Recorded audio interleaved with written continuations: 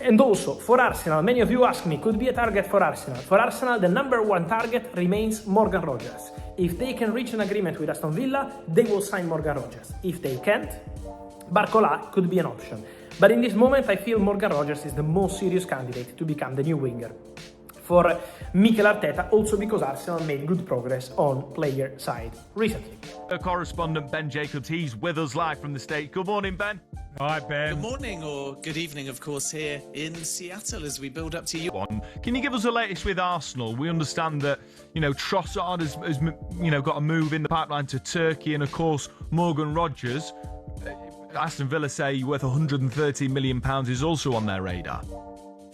Yeah, and you can understand why a club like Aston Villa would look at 160 million for Elliot Anderson, but even I would argue Anthony Gordon to Barcelona at 70 million with far less on his contract than Morgan Rogers, and we are in an inflated market. And then you add the 130 million euros price tag for Yan Diomande, even though that's not done yet with PSG, and we don't know if they're going to go that high. And this early in the window, Villa are really digging in. And yet those close to Morgan Rogers believed when he signed a new contract last year, which only added 1 year to an already long-term contract, their feeling was that 80 million or more might be enough to create an engagement. But now we're in an inflated market.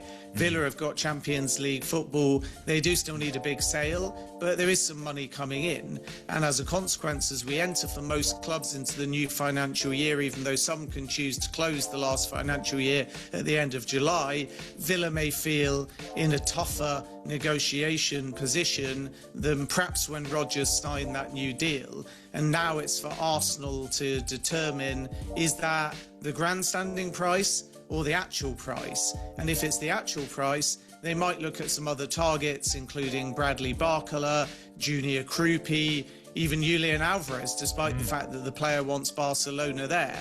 But make no mistake, Morgan Rogers is the top target as far as Arsenal are concerned in that position, and I expect Arsenal to bid. Chelsea are interested, Manchester United have looked, he's even been on PSG's radar, but they're focusing on Magnus Akliush and Yan Diomande. And then with Leandro Trossard, Besiktas have an agreement in principle with Arsenal for 18 million euros and a further 2 million in add-ons. And now they're sending a delegation right here to Seattle to talk personal terms with Trossard. The money is very good in Turkey, but Trossard hasn't finalised those personal terms or given an answer yet. And Besiktas are hoping that whether Belgium go through or go out, they can wrap up this deal in the United States of America. And yet those close to Trossard say he might want to wait either way until after the World Cup. So Besiktas are confident. They've got the fee sorted with Arsenal, but now they have to finalise personal terms with the player. And if he goes, that opens the door, the squad space, the wage space for Arsenal to then look for that starting left-sided winger or attacker. I've got to ask you on this one because I saw Aidan Hackney play a good few times last year for Borough. Thought it was terrific. Probably one of the best midfielders in. Had a lot of injuries towards the end of the season for Borough. They certainly missed him about getting to the promotion with Borough. And look, Everton been busy with that deal, so a really good signing, I think, for David Moyes.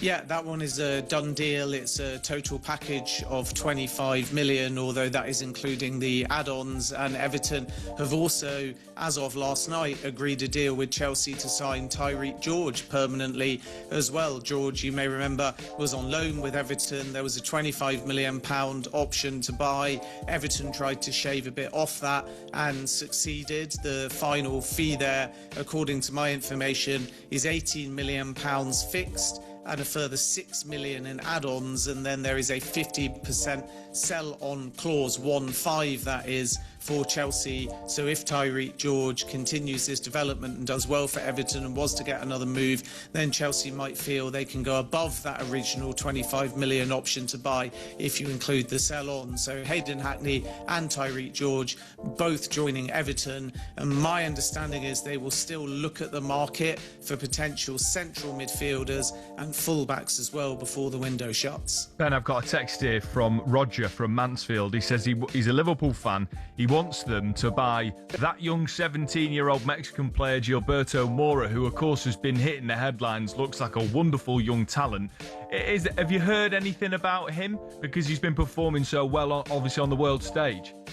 Yeah, he has. Obviously, Liverpool's perspective with all of these kind of deals is they don't make impulsive decisions off the World Cup. So if they move in that direction, is basically because they were scouting the player long before they announced themselves on the world stage. At the moment, my information is that Liverpool have scouted Mora like many top European clubs. We'll have to wait and see how that develops, but there's no bid or anything advanced at this stage. But he's certainly a player that Liverpool and Bayern Munich and Manchester City and actually Leeds United as well over the course of the last 12 to 18 months have been keeping a very close eye on. But Liverpool's priority is to replace Mo Salah. So Victor Munoz has come in and now they want to add another attacker. And if PSG succeed with Yan Diomande, and he's already agreed a 5-year contract with PSG, but if they get a club-to-club deal with Leipzig, and or if Magnus Akliouche also arrives, because PSG want to try and get both players,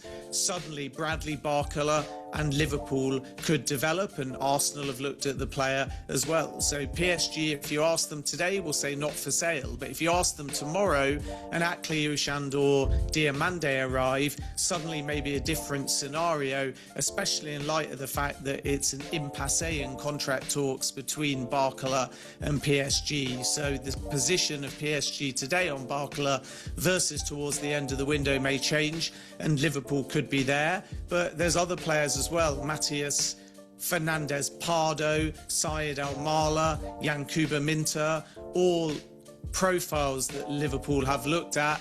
And keep an eye on central midfield as well, because that might be another area where Liverpool choose to strengthen. Ben, thank you so much for your time and giving us the rundown on all the latest USA and transfers. We'll speak to you soon, mate.